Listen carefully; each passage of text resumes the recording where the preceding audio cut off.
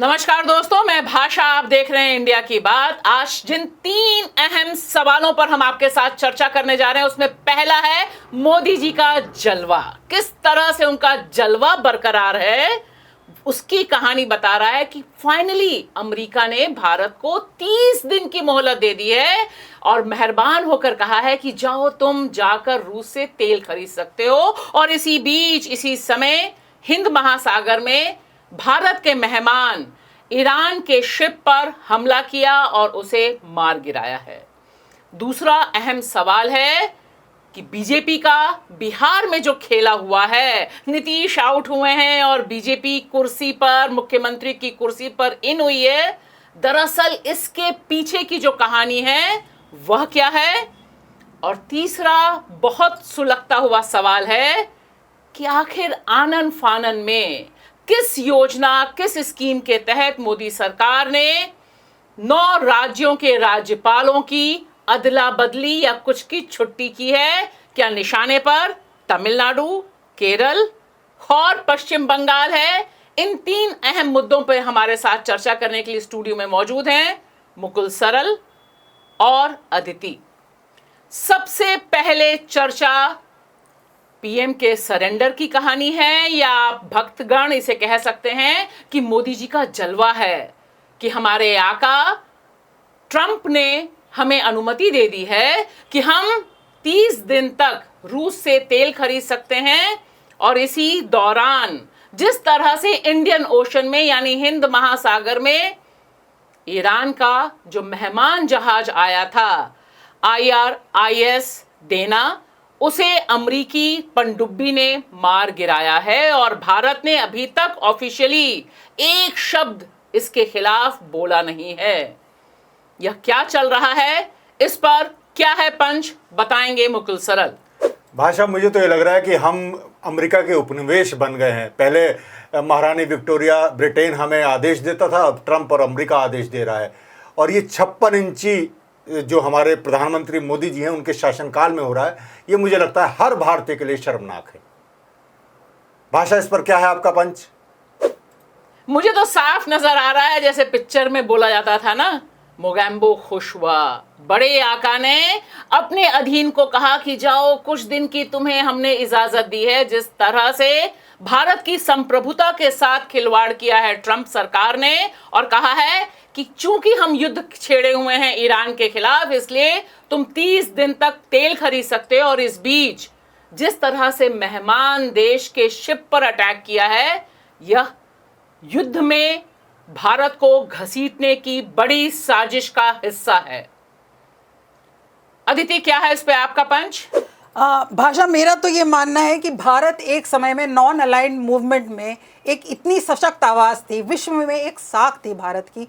बहुत दुर्भाग्यपूर्ण है आज कि भारत, ऐसा लग रहा है कि मोदी जी की गिरेबान ट्रंप ने पकड़ी हुई है और ना ही वो लंका में वो जो शिप गिराई उसके बारे में कुछ बोले, और तेल के बारे में ऐसा लग रहा है जैसे गिड़गिड़ा रहे हैं। अदिति, तेल के बारे में गिड़गिड़ा रहे हैं हम, आप कह रहे हैं, लेकिन देखिए जो गोदी मीडिया है, जो तमाम एंकर्स हैं, वो बता रहे हैं कि भारत में मोदी जी का कितना जलवा है।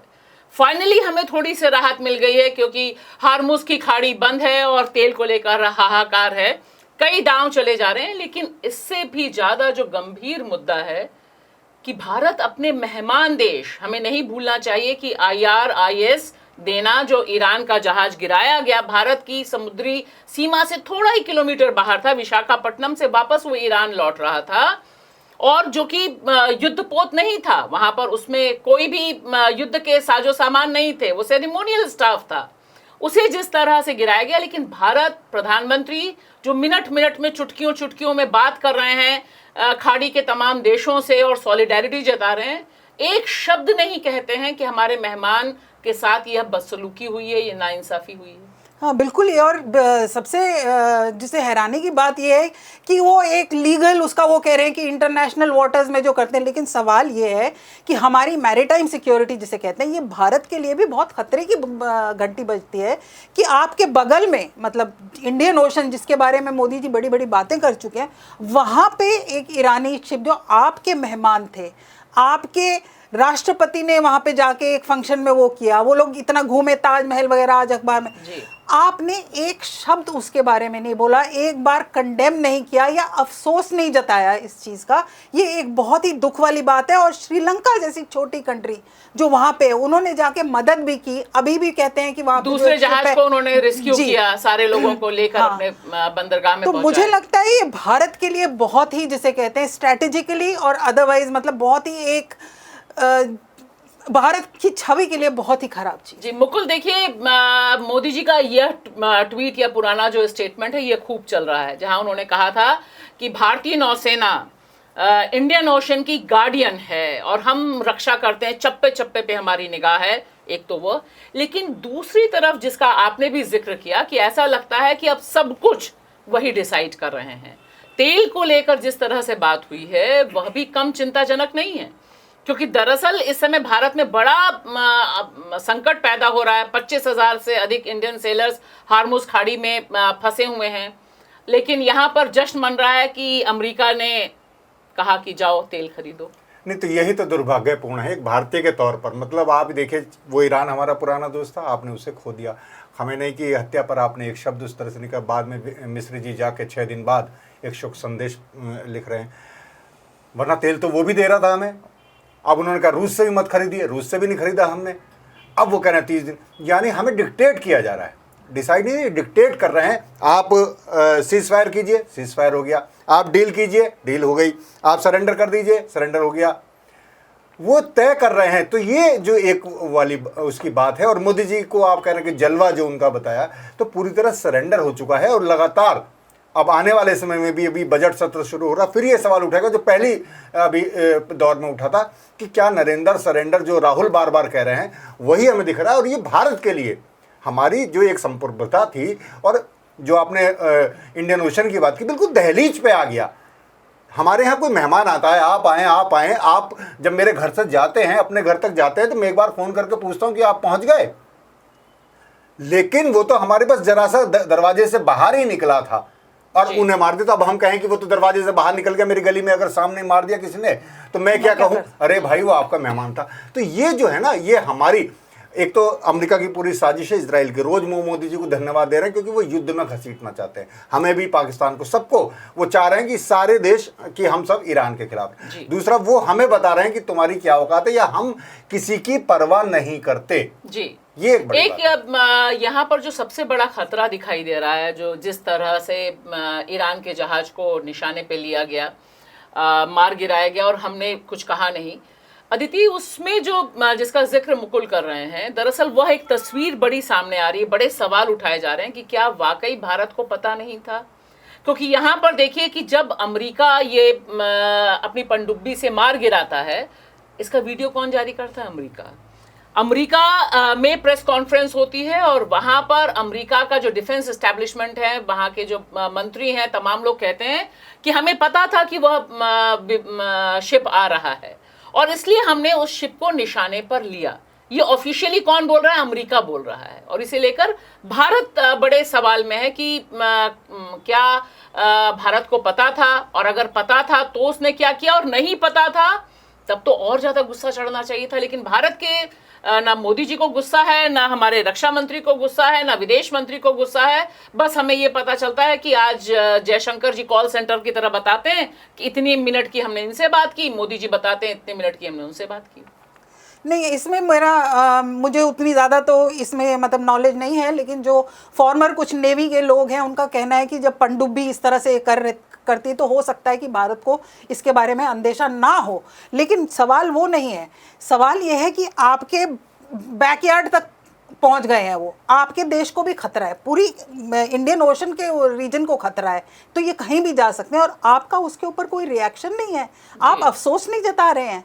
मतलब स्ट्रेटेजिकली भी और डिप्लोमेटिकली भी एक ऐसा देश जो हमेशा आपके साथ खड़ा रहा है, पाकिस्तान के खिलाफ आपके साथ खड़ा रहा है, आप उनके बारे में कुछ पहलगाम में उसने स्टेटमेंट दिया। बिल्कुल। हाँ, यहाँ पर मैं इसलिए कह रही हूँ क्योंकि दो चीजें बहुत इंपॉर्टेंट हैं। जो नेवी के जो एक्सपर्ट या पूर्व कप्तान रहे हैं, पूर्व चीफ रहे हैं, उनका कहना है कि भारत के पास वो मैकेनिज्म है और वहां पर अमेरिका कह रहा है कि काफी समय से वो पनडुब्बी थी। तो ऐसा पहली बार है इस तरह से कि वह पनडुब्बी, अगर अमेरिका की हम बात माने कि वो पनडुब्बी वहां पर लंबे समय से घात लगा के बैठी थी, यहां से जब शिप निकला तब से वो घात लगा के बैठी हुई थी।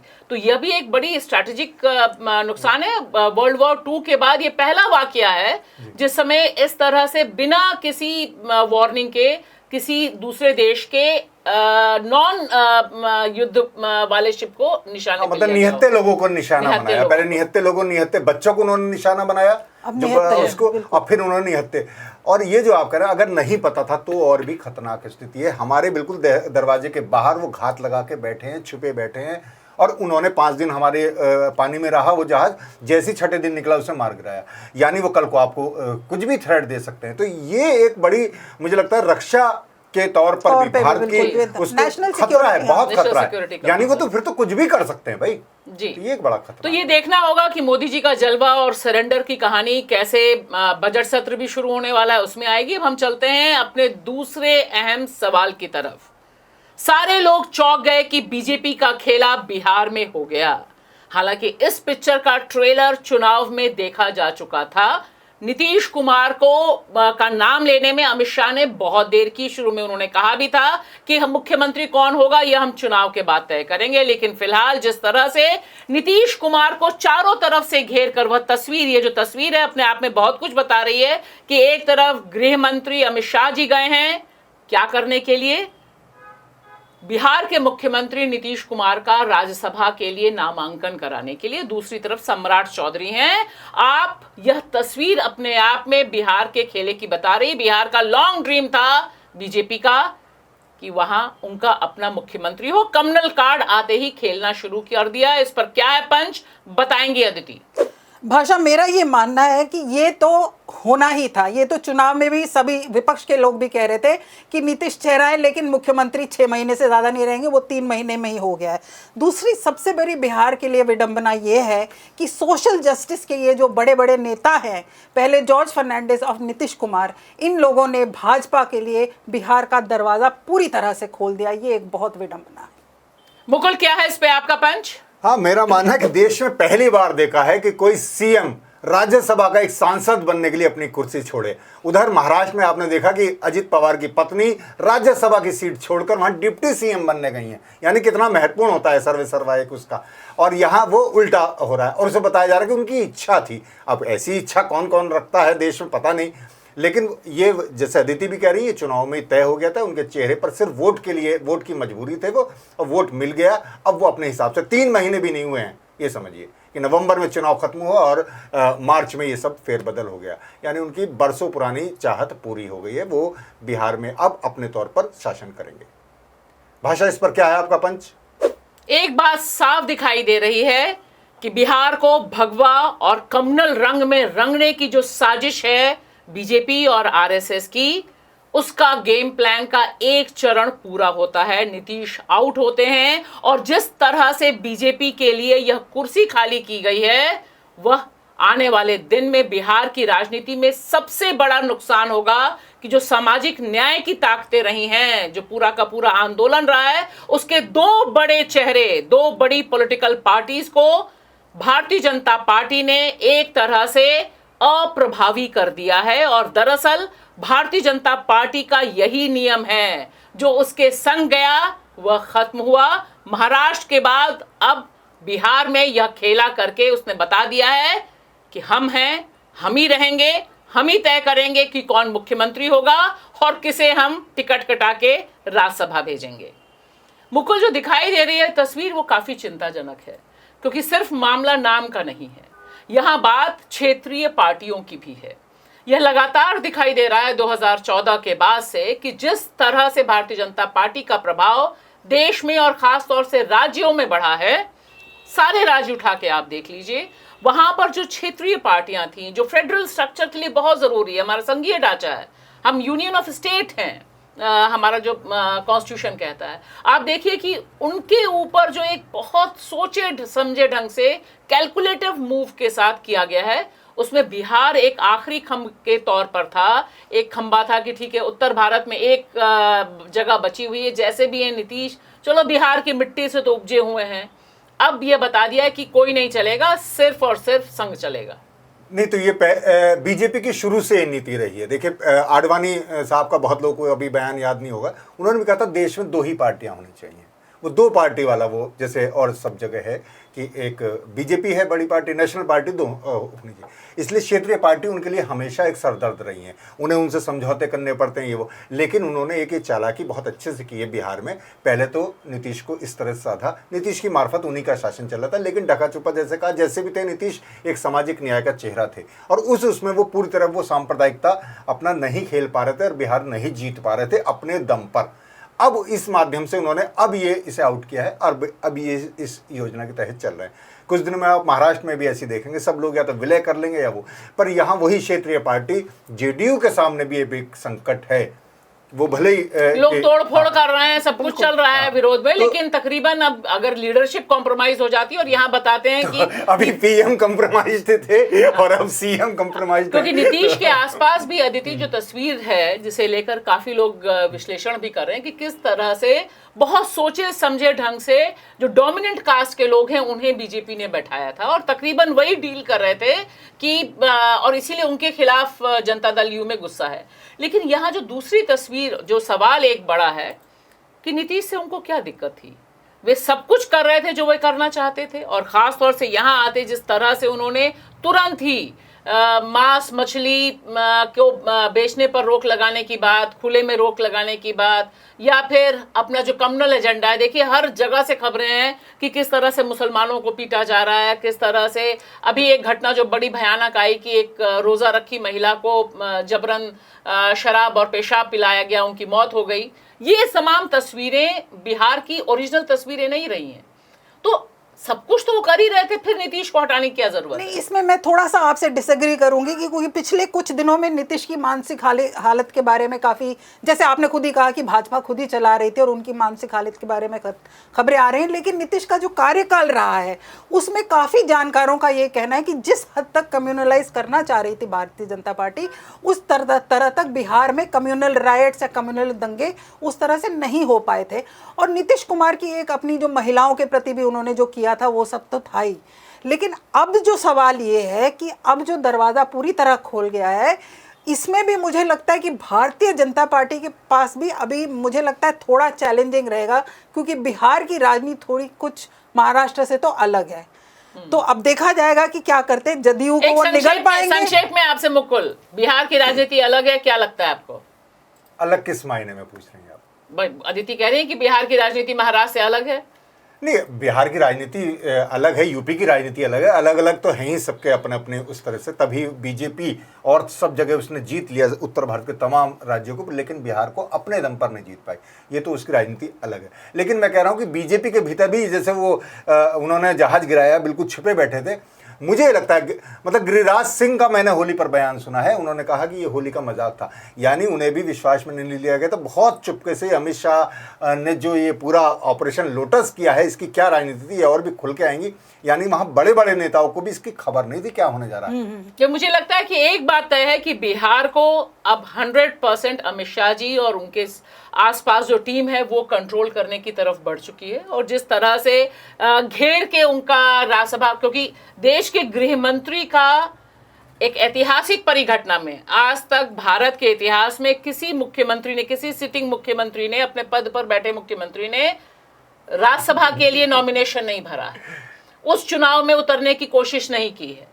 तो ये अपने आप में ऐतिहासिक है। उन्होंने अपने राज्य से ने कितने इस्तीफा दिया है क्या? नहीं, मैं वही कह रही हूँ कि और उसे जिस तरह से गाइडेड, क्योंकि अमित शाह जी का इस घटना के लिए, इस फॉर्म फिलिंग के लिए वहां जाना अपने आप में बड़ी कहानी कह रहा है कि किस तरह का दबाव, 100% कंट्रोल। और अभी एक पेच जरूर हम बिहार के लोग हैं वो खुश करने के लिए कह सकते हैं कि इस्तीफा नहीं दिया है। नहीं, दूसरा राज्यसभा के चुनाव भी होने दीजिए ना। जी, तो वो अलग बात है, लेकिन पटकथा लिखी जा चुकी है, ये हमारा मानना है। हाँ। अब हम चलते हैं अपने तीसरे अहम सवाल की तरफ। आनन फानन में अचानक ही मोदी सरकार ने फैसला किया 9 राज्यों के राज्यपाल बदलने का। क्यों? इसके पीछे की कहानी क्या है, और साथ ही साथ जो सवाल उठ रहा है कि क्या इसमें निशाना साधा गया तमिलनाडु और केरल के साथ साथ पश्चिम बंगाल में जहां चुनाव होना है वहां के राज्यपाल किस तरह से रखे गए हैं, वो भी बहुत इंपॉर्टेंट है। मैं जरूर पढ़ देना चाहती हूं कि किसको कहां का राज्यपाल बनाया गया है, उसके बाद हम जाएंगे इस पे चर्चा के लिए। देश की राजधानी दिल्ली के जो राज्यपाल थे, लेफ्टिनेंट गवर्नर जो यहाँ के थे वीके सक्सेना, उन्हें लद्दाख का बनाया गया है। लद्दाख सुलग रहा है, याद रखिए। साथ ही साथ दिल्ली में तरनजीत सिंह संधू को नियुक्त किया गया है। शिव प्रताप शुक्ला को तेलंगाना का राज्यपाल बनाया गया, अभी तक वो हिमाचल प्रदेश के थे। जीशु देव वर्मा को महाराष्ट्र का गवर्नर बनाया गया है, अभी तक वो तेलंगाना में थे। साथ ही साथ बिहार में काफ़ी इंटरेस्टिंग है, बिहार में लेफ्टिनेंट जनरल जो रिटायर्ड सैयद अता हसनैन, इन्हें बनाया गया है। नागालैंड में भी चेंज किया गया है, नंद किशोर यादव को वहाँ पे बनाया गया है। और सबसे जो इम्पोर्टेंट है, जो चर्चा में रहने वाले गवर्नर रहे हैं RN रवि, उन्हें तमिलनाडु से उठाकर अभी पश्चिम बंगाल भेजा गया है। यह काफ़ी इंपॉर्टेंट डेवलपमेंट है क्योंकि तमिलनाडु सरकार के नाक में दम करने के लिए रवि महोदय काफ़ी कुख्यात रहे हैं। और साथ ही साथ तमिलनाडु राजेंद्र विश्वनाथ जो अभी तमिलनाडु के गवर्नर के तौर पर देखेंगे, केरल के भी गवर्नर यही शख्स हैं। कविंदर गुप्ता को हिमाचल प्रदेश, यानी जहां पर कांग्रेस की सरकार है, वहां बनाया गया है। अब हम चलते हैं, जानते हैं कि इस पर क्या है पंच, बताएंगे मुकुल सरल।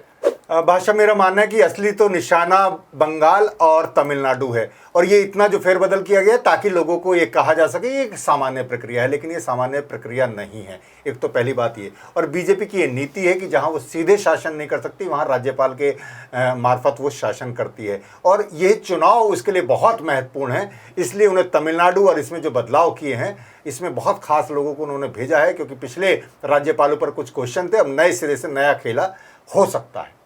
भाषा, इस पर क्या है आपका पंच? मेरा मानना है कि भारतीय जनता पार्टी बहुत शातिर खिलाड़ी की तरह, राजनीतिक खिलाड़ी की तरह हर समय अपने पत्ते ताश के पत्तों की तरह फेंटती रहती है। एक व्यक्ति को लंबे समय तक एक जगह रखना उसकी पूरी की पूरी प्रक्रिया में शामिल नहीं है, और इसके तहत चुनाव को कैसे मैनेज किया जा सकता है, क्या दूर की योजना है, क्योंकि इसमें जो 3-4 नाम हैं वह काफी इंपॉर्टेंट हैं और उस पर निगाह बनी रहनी चाहिए। अदिति, क्या है इस पे आपका पंच?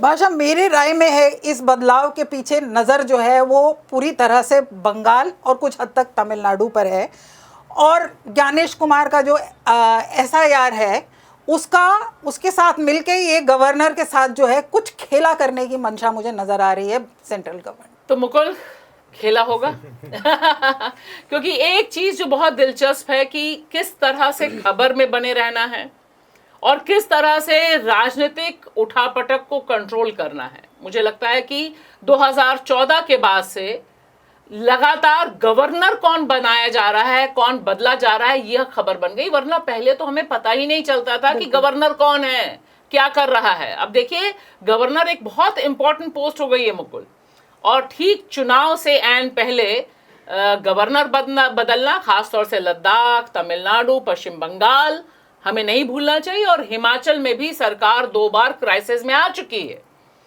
जहां पर कांग्रेस की सरकार तो है। बिहार के बाद मिशन हिमाचल भी हो सकता है।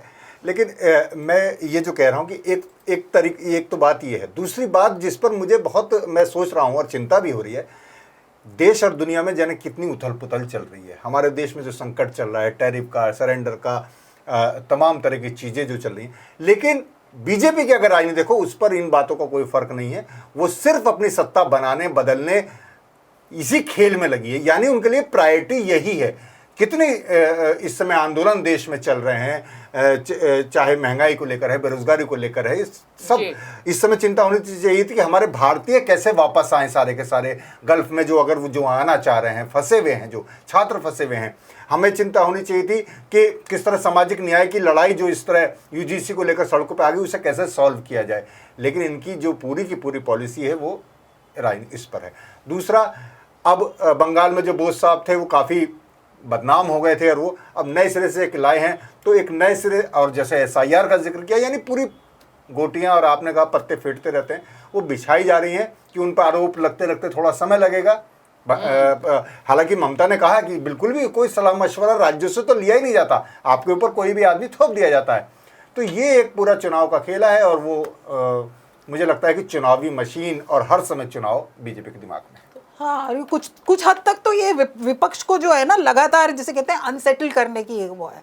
अभी SIR में उलझे हुए हैं, अभी एक नया गवर्नर सर के ऊपर ला दो ना, उनके जैसे आपने कहा संघीय ढांचा है, संघीय ढांचे को पूरी तरह से नकारने की पूरी जिस तरह के रवि रहे हैं, आपको मालूम है कि उन्होंने बिल भी पास नहीं किए हुए कुछ, तो ये ममता बनर्जी सुप्रीम कोर्ट तक मामला मुझे लगता है ये नजर जो है अभी बंगाल पर है। और संघीय ढांचा की बजाय हम संघ का ढांचा कहें तो ज्यादा बेहतर। बिल्कुल, संघीय ढांचा तो खत्म ही हो गया। तो चलिए देखते हैं कि फाइनली होगा क्या। आनन फानन में इतने बड़ी तब्दीली, वह भी उस समय जिस समय देश पर PM के सरेंडर से ज्यादा विदेश नीति के सरेंडर और हमें जितनी भारी कीमत चुकानी पड़ेगी बढ़ते तेल और पेट्रोल के दामों की, उस पर चर्चा करने के बजाय मैनेज तो हेडलाइंस हो ही रही हैं।